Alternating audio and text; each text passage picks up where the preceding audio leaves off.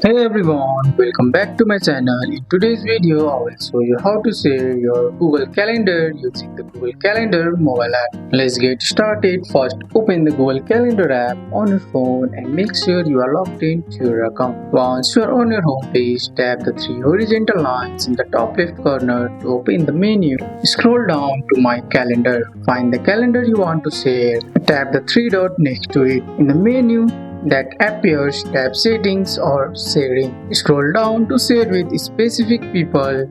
Tap add people. Type the email address of the person you want to share. Choose their permission level. After selecting permission, tap send. The person will get an email invitation to view or edit your calendar. Once sent, the person will appear in your sharing list. You can edit or remove their access anytime. And that's it. That's how you share your Google Calendar using your phone. That's all for today's video, guys. I hope you guys like this video.